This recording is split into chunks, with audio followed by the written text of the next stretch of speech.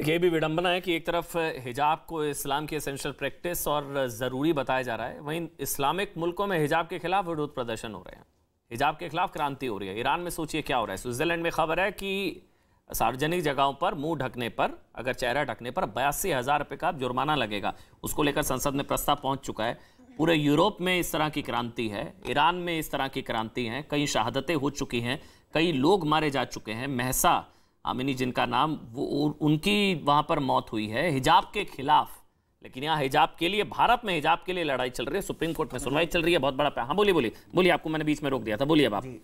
मैं सवाल ले लेता हूँ। अगर आपको हिजाब और किताब में से किसी एक को चुनना होगा तो आप अपने बच्ची या अपने घर के किसी लोगों को हिजाब या किताब में से किसको चुनेंगे? देखिए, पहले हम जो है हिजाब को चुनेंगे, बाद में किताब को चुनेंगे। बाद में किताब, हाँ चलिए ठीक है। दूसरा मैं एक बात बता रहा हूँ, अभी आपने जो बात बताई कि ईरान की बात बताई और जगह की बात बताई, वहां पे संविधान नहीं है। हमारे देश में संविधान है और देश में कानून है, तो हम तो अपने देश के संविधान और कानून के तहत चलना चाहते हैं। तो दूसरा, कर्नाटक सरकार ने, मैं सुनिए, एकदम ऑडियो के बढ़ा देते हैं राज से। तो संवैधानिक तरीके से, कानून के हिसाब से, अगर कर्नाटक में स्कूल्स का ऑर्डर है कि यूनिफॉर्म माननी होगी, तो यहाँ तो आपका धर्म आ गया। देखिए अमन जी, और भी तो बहुत सारे राज्य हैं, बीजेपी के राज्यों में टारगेट किया जा रहा है। बात ये टारगेट है। आपने बोला संविधान पहले या धर्म बाद में, ठीक, संविधान पहले। तो संवैधानिक तरीके से कर्नाटक हाई कोर्ट का आदेश अभी लागू है, नंबर 1 अंतरिम आदेश अभी लागू है, यानी कि अभी के हिसाब से क्लासरूम में हिजाब बैन है। तो बोलिए, क्लासरूम में जब तक हिजाब बैन है, बच्चे स्कूल में जाएं, बोल दीजिए। नहीं सुनिए, मैं वही तो बता रहा हूँ। अच्छा ये बताइए, जब कोई टीका लगा के और कड़ा पहन के जा सकती है कोई बच्ची, टीका लगाने से, कड़ा पहनने से नहीं, वो ये मुद्दा जानबूझ के बनाया जा रहा है। अमन जी, मैं बार-बार आपको बता रहा हूँ, क्या बीजेपी राज्यों में क्यों बनाया जा रहा? ये मुद्दा और राज्यों में तो नहीं है, कहीं पर भी, कहीं पर कोई वो नहीं है। सरकार ने जो काम किया, बनते हैं जब आप पढ़ते हैं, आप कह दीजिए मुद्दा ही नहीं है, ना जाए क्लासरूम में हिजाब की जिद गलत है, मुद्दा खत्म। नहीं, क्यों नहीं जाएंगे हिजाब से? मुद्दा बना रहे हैं। अरे हमारे इस्लामिक बना रहे हैं। अरे हम अपनी बेटियों को अल्लाह के रसूल की जैसे बनाने, उनकी बेटियों के जैसा बनाना चाहते हैं, तो हम तो पहनेंगे हिजाब। जिन्हें हमारे से दिक्कत है, तो बच्चियों के अधिकार का मामला है, ये तो बच्चियों के अधिकार का मामला है, ये तो महिला अधिकार का मामला है, मुस्लिम बेटियों के शिक्षा के अधिकार का मामला है। कि अगर कोई सोचिए क्लासरूम में हिजाब के खिलाफ कोई नहीं है, ऐसी जिद है कि पढ़ाई छोड़ दो, हिजाब ना छोड़ो, मतलब पढ़ाई जाए तो जाए, हिजाब ना जाने पाए, किताब से पहले हिजाब। ये सोच क्या, सुनिए ना, ये सोच, हिजाब भी जरूरी है, किताब भी जरूरी है। नहीं, अब अगर चूज करना पड़ेगा, कर्नाटक हाईकोर्ट के फैसला अभी अंतरिम आदेश उसी का है, तो बताइए किसको चूज करेंगे? देखिए, फिर तो हम कानून की जो बात होगी उसको फॉलो करेंगे। तो फिर बोलिए, जो कानून फैसला देगा, हमने सुप्रीम कोर्ट का फैसला को मानेंगे। इसका मतलब क्लासरूम में हिजाब की जिद अभी के हिसाब से गलत। देखिए, जब तक कोर्ट का निर्णय नहीं आता, तब तक स्कूल नहीं, गलत नहीं। हम कोर्ट का सम्मान करेंगे, हम बार-बार कह रहे हैं, कोर्ट का सम्मान और देश के कानून का सम्मान करना चाहते हैं। कंफ्यूज है। मेरा सवाल ये है, अभी के हिसाब से चूंकि कर्नाटक हाई कोर्ट का अंतरिम आदेश लागू है, नंबर 1 आप जानते हैं, बिल्कुल, तो इसका मतलब अभी के हिसाब से आप संविधान को मानते होंगे, संविधान सबसे ऊपर है, आप लोग कहते हैं ना, बिल्कुल। तो अभी के हिसाब से स्कूल्स में हिजाब की जिद जो लोग कर रहे हैं वो गलत है? देखिए, वो गलत नहीं है, मैं बार-बार कह रहा हूँ। क्यों? जब कर्नाटक हाई कोर्ट का संविधान सबसे ऊपर, अरे वहां के कुछ लोगों ने अगर आपत्ति दर्ज करा दी तो सरकार कोर्ट पहुंच गई, वो गलत, कुछ लोगों की आपत्ति की वजह से। अच्छा, आप पूरे समाज को जो है डिनाई कर देंगे, आप हमारे मौलिक अधिकारों को खत्म कर देंगे।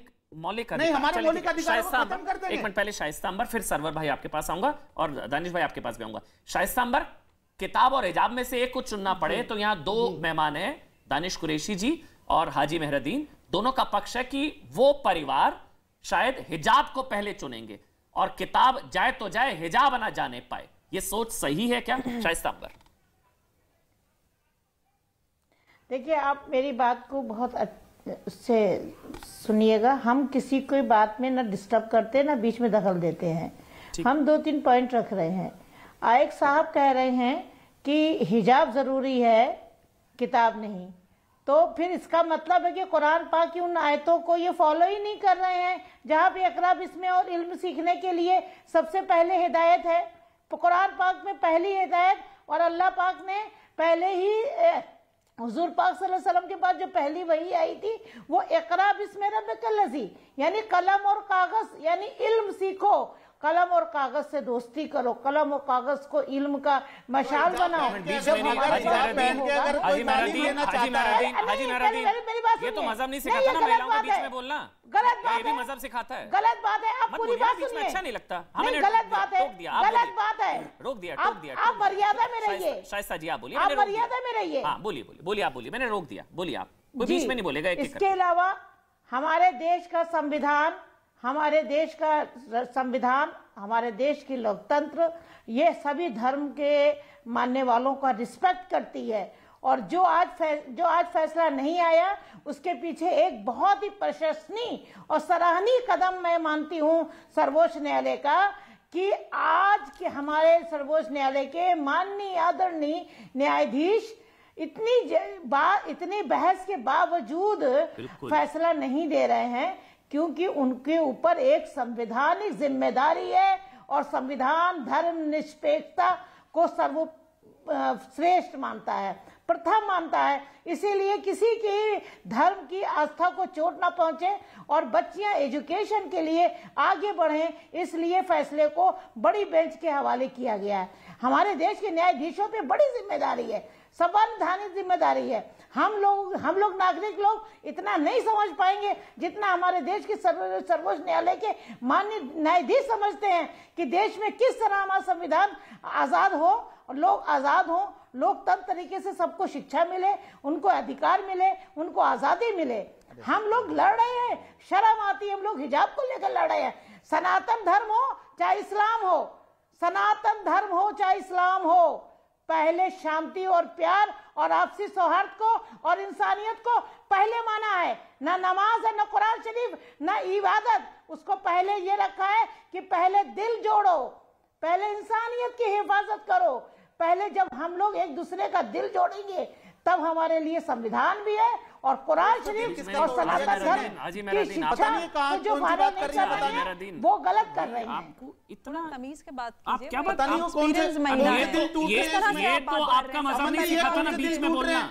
अगर बच्ची खुद अगर वो हिजाब पहनना चाहती है तो उसमें किसी को ऐतराज क्या होना चाहिए? किसने मना किया है? किसने मना किया है? किसने मना किया है? हिजाब उतरवा देंगे क्लासरूम में नियम होते हैं ना कुछ। अरे भाई एक बात बताइए, क्लासरूम में क्यों नहीं जा सकती बच्ची? भाई कुछ नियम होते हैं ना, जैसे आप मेरी डिबेट में आए, मेरे स्टूडियो में डिबेट में आए ना, यहाँ के कुछ नियम है, आप उसका पालन कर रहे हैं ना, या कहेंगे मेरा धर्म मैं ये बड़ा है तो अमन जी मैं एक बात बता के आपको समझिए ना, नहीं आप समझ रहे हैं इस चीज को, नियम है ना, यूनिफॉर्म है ना, यूनिफॉर्मिटी है ना, जिद नहीं हो सकती ना, ये संवैधानिक हक है या मजहबी हक है।